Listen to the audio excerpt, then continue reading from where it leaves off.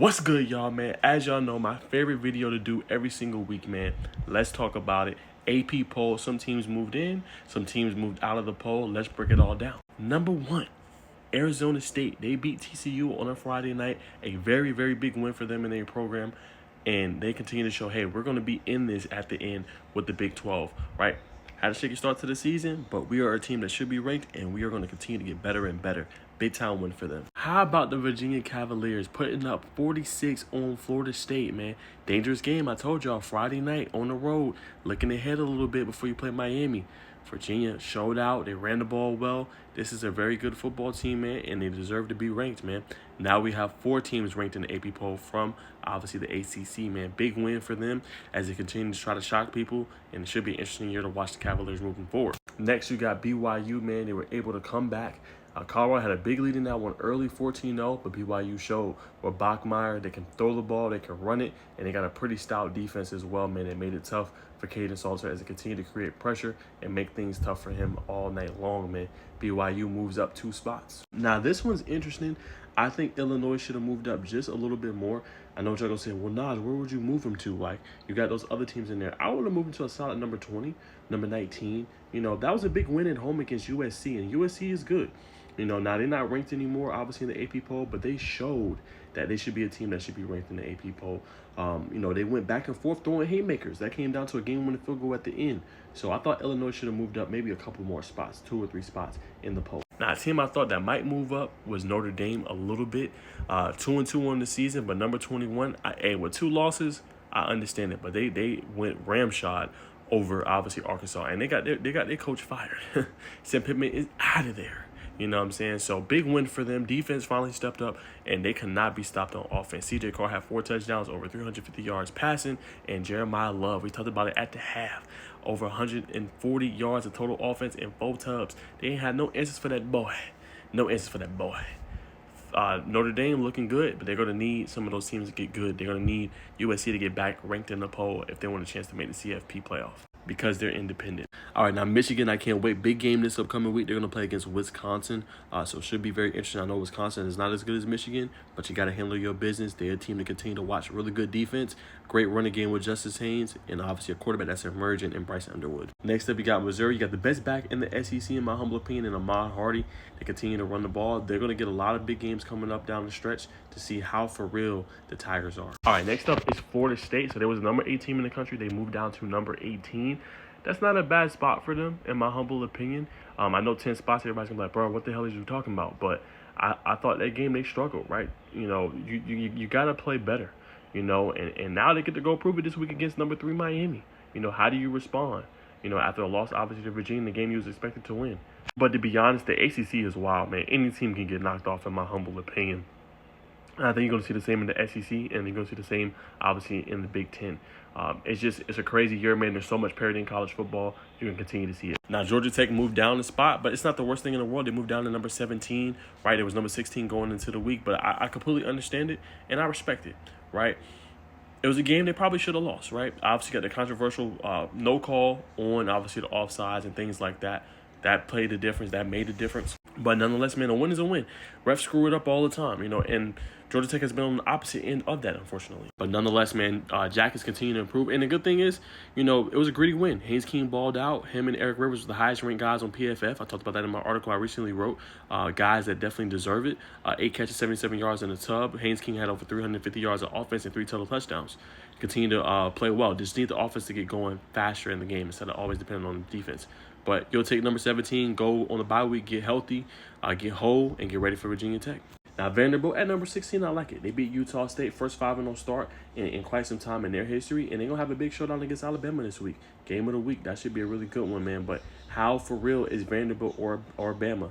That'll be another good test to see where both of those teams are. Now, a team I thought should have moved up because they go on the road and beat a really good Mississippi State team. I know that was unranked. Is Tennessee. Tennessee has stayed at that number 15 position for quite some time now. I think the Volunteers should at least be number 13, number 14. Their only loss was to Georgia, and it was a close loss at that in overtime. I think Tennessee is really underrated at number 15, in my humble opinion. Got to move the Vols up, man. Defense played well. Boot Carter was the second highest rated guy on PFF. That team's loaded. They talented, man. I think Tennessee should move up. All right, next you got obviously Iowa State, led by obviously, their quarterback, Rocco Beck, who's doing a really good job this season. I'm still waiting to see how elite they are as they get more into their Big 12 schedule. Remains to be seen on them. All right, and then LSU at 13 is really not a bad ranking to me, right? They came in at number 4, a game they trailed the entire time. Ole Miss dominated the line of scrimmage. They was able to, obviously go for almost 500 yards against a really good LSU defense. And once again, Garrett Nussmeier struggled, and the offense struggled. No running game, and they couldn't throw the ball. Gonna have to improve, man. But 13, hey, that's a solid ranking, man, after that showing they put together on the road and no miss. All right, next up you got Georgia at number 12. A lot of people are going to get panicked about Georgia. I did take them to beat Alabama, man, but it wasn't the worst loss in the world. They lost 24-21. You just couldn't make the plays when you need it. You had Taylor dropping the obviously easy touchdown. You just couldn't move the ball. But I thought them running the ball, I thought, them being able to get, Josh McCreary involved, right? Dwight Phillips. You look at, obviously Chauncey Bowens. Like, this team is loaded at running back. They just need their receivers and the playmakers to play a little bit better, and they got to work on the back end of that defense. But you look at Contavious Johnson, you look at Cole, you look at the front seven is good. They got to show some things on the back end. Now, Texas Tech, man, they continue to roll, number 11. Very high ranking for them. I like the way they look on the defense side of the ball, though those acquisitions in the transfer portal has paid off for them. They're going to be, the Red Raiders are a team that's going to be interesting to watch moving forward. Couple big games coming up, but I like them at number 11. Now, how about them Crimson Tide? Yes, sir. Big win for them. Roll Tide, number 10. And I think so. When you beat the number 5 team in the country on the road and you was able to do what they did against their defense, they should be number 10 overall in the country. Get another test this week going up against Vanderbilt. How do you respond? Obviously playing, a team that's rising in the SEC, a team that is finally kind of getting their calling a little bit and being able to be in these positions. Pretty big game coming up in the SEC between both of those. Now, Texas, they had a bye week this past week with Arch Manning and everything. I think they play Florida this weekend, if I'm not mistaken. So, another big game for the Longhorns. And obviously, you want to continue to trek forward if you Arch Manning and company. Now, I was a little surprised on this one for Indiana at number 8. I think that is too high. I think it's a team that should have moved down a little bit or stayed where they was at number 11. They struggled against Iowa. They only put up 20 points. It is a good team. But I think 8 is a little bit high. But they got a big game coming up this weekend against Oregon. Number 2, Oregon on the road. So how for real is Indiana? We're going to find out this weekend. You want to be able to compete in the Big Ten and compete for a championship, you got to go on the road and go beat Oregon.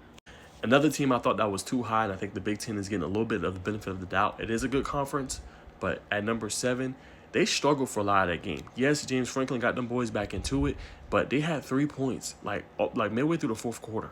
Right? Yes, they got hot with Ross. Yes, Drew Aller threw some nice plays and he was able to run the ball with Katron Allen and Nicholas Singleton. But far too often in big games, they struggle mightily. I don't like them at number 7. I think they should move down to 11 or 12, in my humble opinion, after that loss. Again, Oregon's a top team in the country. I get it, but they struggled for most of that game, and they had that game in full throttle control through almost 4 quarters. Next up, I like them, man. I think they're a contender in the SEC in the country, man. Marcel Reed's been balling. You got Mario Craver. You got Kevin Concepcion. You got Le'Veon Moss, who's one of the best backs in the SEC, along with Ahmad Hardy from Missouri. Texas A&M looks for real, man. Defense got 7 sacks. They're the real deal, man. Look the hell out. And in Oklahoma, I think it was like number 8 or number 7 last week. I get it, but 5 without their star quarterback? I don't know, bro. That's a lot, man. That's a lot. I don't know. They got a big game coming up in a few weeks, though, Red River shootout between them and Texas, man. 5 is kind of high not to have John Mateer in and healthy. Now, Ole Miss and Lane Kiffin, them boys moved up to number 4 in the country. I think that's one of their highest rankings I've seen since covering the sport. It's been a while since they've been ranked that damn high. But nonetheless, man, big win, man. I told you, QB1.